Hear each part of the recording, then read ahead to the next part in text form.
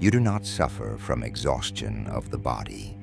You suffer from exhaustion of the soul, not because you have labored too much, but because you have labored against yourself. There is a fatigue deeper than muscle and bone.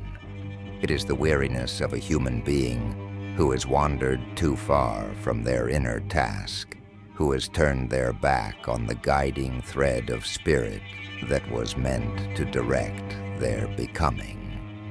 You feel burnt out because the stream of your true individuality has been diverted by the illusions of the outer world, the glamour of imitation, the tyranny of comparison, the temptation to live by borrowed desires rather than the inner voice of conscience.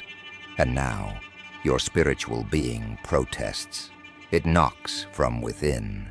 It sends symptoms, tiredness, meaninglessness, a silent despair. These are not enemies. They are messages from the part of you that remembers why you came here. Burnout is not a flaw in your energy. It is a consequence of spiritual betrayal. Each time you said yes to that which your soul refused, each time you exchanged authenticity for approval, you laid another stone in the tomb that now holds your unlived life. And so the soul suffers, not because the path is too hard, but because you no longer walk your own. You were meant to incarnate a truth that only you could bear into this world. To ignore that is to fall into disharmony between your physical life and the higher laws that shape your destiny. But this pain, this disintegration, is not the end. It is the beginning of recollection. To heal from spiritual fatigue, you must remember yourself, not as an ego, but as a being of spirit with a mission on earth.